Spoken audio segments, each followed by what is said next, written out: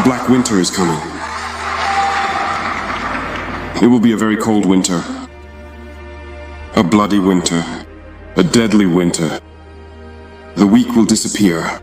That's just how it is. There's nothing you can do about it. Either you have confidence in yourself and develop your skills, or you lack confidence and you disappear. Today, Burkina Faso is fighting. And what we have understood for the past 3 years now is that we cannot count on anyone. You have to rely on yourself. We don't have to take from anyone. We must rely on ourselves first. If we don't have the ability to bounce back in the face of difficulty, then we don't even deserve to be on this earth.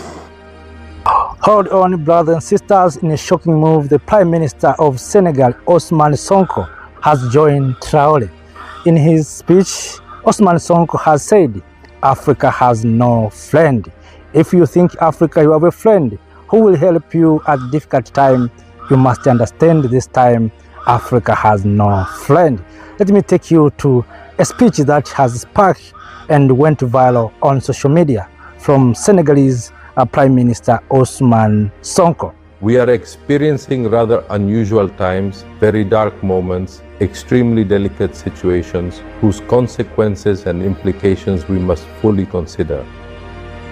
For the past 2 days, a war has broken out in the Middle East. We must call it what it is. A war initiated by the United States of America and their Israeli allies.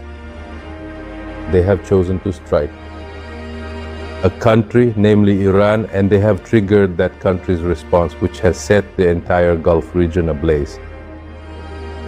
We would be very naive to think that it would stop there. We all hope that it doesn't go any further than this. But we must be pessimistic and see things in the most clear-sighted and realistic way possible. A series of military strikes have been carried out, and a significant reaction has consequently been triggered, which could potentially lead to further reactions with other global actors entering the conflict, and perhaps significant ramifications that will extend well beyond this part of the world.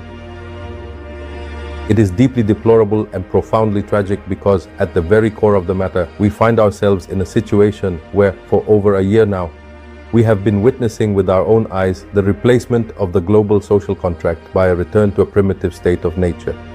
This involves the systematic dismantling of international law, a world where a country can grant itself the absolute right at any given moment to kidnap individuals without consequence, presidents to attack other countries, to suffocate nations in order to later announce that they will peacefully take possession of them. A country without a UN resolution or mandate can decide to strike other countries, to kill, to assassinate, let's call it what it is, their leaders. This is extremely serious, and the entire balance of the world that has been built over the past 45, even 50 years is now compromised. It is deplorable and must be condemned. I would like to extend our deepest condolences to the family and to the people. Leaders who have been assassinated, Iranian leaders who have been assassinated, and hope that this conflict comes to a swift end for the good of the world. We must consider all the consequences of this conflict which go beyond the purely military aspect. We all know that today traffic around the Strait of Hormuz is compromised, and we know that at least 40% or 30% of the world's oil, of global hydrocarbons, passes through this strait. The economic impacts for all countries, including Senegal, whose consumption of petroleum products depends on this traffic, will be very significant. The consequences more generally for the world economy will be very significant, with impacts on capital mobility, on investment, and the repercussions on all other consumer products. Because you know that everything runs on these hydrocarbon products. Practically, industries, the economy, everything. And so even everyday consumer products, especially food products, basic necessities, all other products will be affected. And all of this because of a unilateral decision by an all-powerful country, no matter how powerful, to start a war, to strike other countries. And that's deplorable. But we need to conduct a geopolitical analysis of these situations. These are not random situations. Just the day before yesterday in the assembly, I spoke to you about the Thucydides trap. I've been talking to you about it for quite some time now. I would like us all to be fully aware of the situation. We have emerging powers grouped around the BRICS, with China as a driving country, which today, whatever is said economically, technologically, and certainly increasingly on the military front, are on the rise. Not only are they catching up on all the delays, but they are also overtaking the old Western world, led by the United States of America. And everything you see is just reactions from this bloc, and especially from the United States, who are afraid of losing the primacy they've held for so long. This overwhelming domination over the rest of the world. And if you look closely at the map of interventions, the goal is to slow down and expel a power like China from South America, first of all. That's why what happened in Venezuela happened, what's currently happening in Cuba, and what could happen elsewhere, since Colombia has also been threatened. This is what's currently happening in the Middle East, where the aim is to effectively cut off all connections these countries have with China, with Russia, and perhaps with other BRICS countries. And the rapprochement over hydrocarbon products, Europe doesn't pose a fundamental problem, since Europe is, at least in this Western bloc, a satellite of the United States. Everything that's happening is an attempt to isolate a rising power, and then to be able to focus specifically on that power, whether in the context of a trade war, which would be fortunate if it were limited to that. We would not wish for it to go much further, especially with powers that possess nuclear arsenals and are mastering increasingly extremely sophisticated technologies. We are in this very particular geopolitical context as far as Africa is concerned, because we've talked about Europe, we've talked about America, we've talked about Asia. And as usual, it is very difficult to talk about Africa, since Africans have never taken responsibility to understand the issues at stake. And to understand that they have no friends, that they have no relatives, and that they must rely on themselves through the necessary reforms, by resolving a number of unnecessary disputes or conflicts, by ensuring stability, but above all by working, by getting to work. We are the continent that is hardly sharpening itself at all on the geopolitical map, but which seems to be the only one unaware of it. And once again, we are caught up in secondary debates that bring nothing to the world, that bring nothing to Africa, and that bring nothing to our countries individually.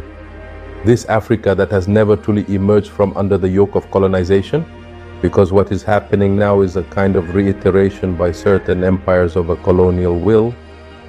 Colonization is not just physical. Even if here we are talking about the physical aspect, there is also this possibility of imposing one's views, one's desires on everyone else, and continuing to dominate the world, to control it, and to treat others as vassals or satellites. That is a form of colonization. Africa has never emerged from this colonization. And I blame myself for that. As proof, what scholars call neo-colonization, through colonial currencies, through the trap of natural resources, but also through the unjust debt imposed on Africa, the extremely difficult conditions for accessing these loans, and all the burdens that places on Africa. Africa has never emerged from this, and the real battles are there, and that's our fight, ours. Unfortunately, sometimes we have, personally, I feel quite isolated in this fight, even here in our own country, Senegal, and now that we are in power.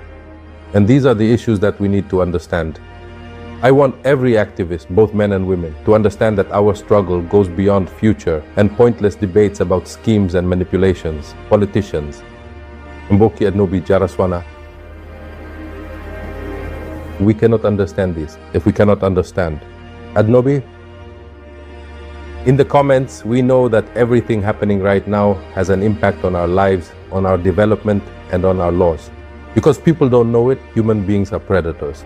The majority of human beings are predators. What is happening now is that people have lost. They have lost their minds. We are standing here today in the village of Yadu, in Senegal, and in Wofunek, to go and reclaim their colonized minds. We are certainly not men who have simply put themselves at the very head of life. We are not simply men who have chosen to put ourselves at the very head of life through our own will. Instead, we are men who have emerged from a long history of colonization that has shaped our path. Today, if we find ourselves asking for help because of the unique challenges of our way of life, and if we ask to truly understand what we can do to reach a certain level of development and stability, we find that we cannot achieve it alone. Senegal is currently facing many deep and difficult problems with the way of life for its people, and we must find a way to overcome these obstacles together. Why did we come here if not to improve it? Like today, we attacked the Reyes, we arrested the president, we took the president of the European Union. We did this so that there would be problems in life. That is why Africa is the only one that cannot take care of itself. Senegal is a country that needs work. We must make a choice, the choice of politics and of a common policy. Are we up to the challenge? We must make the choice for all of Senegal. We need a coalition, a party, a group of people who focus on what is essential. That is what is most important for us. What I mean is that we must rise to the challenge. The stakes are no longer about political maneuvering or politicking. The stakes are no longer about unjustified demands. The church is not able to do things as it wishes. That is why we must fight so that the church can do things. We must fight. Thank you. Thank you. We have done our part so that we can do our part.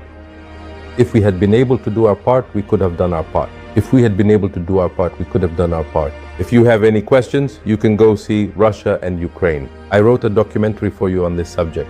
In a documentary, there are 850 drones are being sent to Ukraine. We in Senegal cannot take drones and send them abroad. So we know that we exist in the world in power and in freedom. But we must be the center of the world. So we must be in the world. That's what we have learned. We did an introduction to Blenson. We took the framework, set it up, and did a test on nature. The Binusof Koti, Tei, Akidal, Akitegin, Dahap, Nasolo, Assalamu alaikum. Africa, the richest continent on Earth, the youngest population on Earth, the most resource-endowed land on Earth, yet the poorest in terms of industrialization, the most indebted, the most externally controlled. And now, a voice rises from West Africa, not whispering, not apologizing, but declaring, Africa has no friends. It must rely on itself. Those were the bold words of Ousmane Sonko, Prime Minister of Senegal. And across the Sahel, another young leader echoes the same call. Ibrahim Traore of Burkina Faso. Two different countries. One message: Africa must wake up. Sonko made a painful observation. We are a continent that practically does not exist on the geopolitical map. Yet we are the only ones unaware of it. Let that sink in. While the United States recalibrates power, while China expands influence, while Russia strengthens alliances, while BRICS nations negotiate new global systems, whereas Africa, invited, photographed, applauded, but rarely decisive. Africa attends global meetings, but does Africa shape global outcomes? That is the uncomfortable question Sonko is forcing us to confront. Colonial flags may have fallen, but colonial systems still standing. Sonko boldly stated that Africa has never truly emerged from colonization. And what does modern colonization look like? Not soldiers in the streets, but monetary dependence, debt traps, raw material export dependency, restrictive IMF conditions, political pressure disguised as partnerships. Modern colonization is subtle. It allows you to raise your flag, but not control your currency. It allows you to elect leaders, but not control your resources. It allows you sovereignty, but not economic independence. And this is exactly what leaders like Traore have been challenging in the Sahel. The question is no longer about physical occupation. The question is, who controls Africa's decisions? Now, this statement shocks many people. Africa has no friends. Is it anti-West? Is it anti-Est? Is it anti? No. It is pro-African realism. In global politics, there are no permanent friends. There are permanent interests. The US protects American interests. China protects Chinese interests. Russia protects Russian interests. Europe protects European interests. So why does Africa hesitate to protect African interests? Sonko is not saying Africa must isolate itself. He is saying Africa must negotiate from strength. No more dependency. No more begging. No more exporting gold and importing poverty. Here is where this message becomes serious. Because unity slogans are easy. But structural reform, that is hard. Sonko outlined pillars for transformation. Political stability. Africa must stop internal chaos. Coups, tribal conflicts, election violence, these weaken negotiation power. Resolution of internal conflicts. A divided continent cannot command global respect. Economic sovereignty. Control currency. Control minerals. Control value addition. Control energy production. No more exporting raw cocoa and importing chocolate at 5x the price. No more exporting crude oil and importing refined fuel. Culture of work and production. This is crucial. Africa cannot blame external forces forever. We must produce factories, technology hubs, research centers, agro-processing industries. Self-reliance requires discipline. When Sonko's words meet Traore's actions, something powerful is forming. A new generation of African leadership is emerging. They're not perfect. They face criticism. They face pressure. But they are asking a dangerous question. What if Africa stops waiting for permission? What if Africa trades with itself first? What if Africa finances its own development? What if Africa builds continental defense cooperation? What if Africa treats the African Continental Free Trade Area not as paperwork, but as revolution? This is not anti-anyone. This is pro-dignity. Africa has no friends, maybe. But Africa has something greater.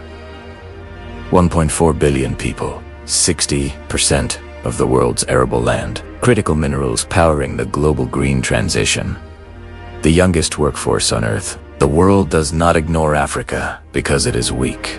The world competes for Africa because it is powerful. The only question is, will Africa finally recognize its own power? As Sonko Said, stop the secondary debates. Focus on the strategic future. And as Traore has signaled, unity is not optional, it is survival. Africa must rely on Africa.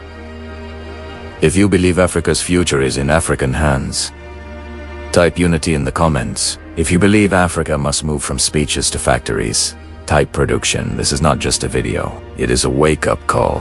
Africa is not poor. Africa is under-organized. And that can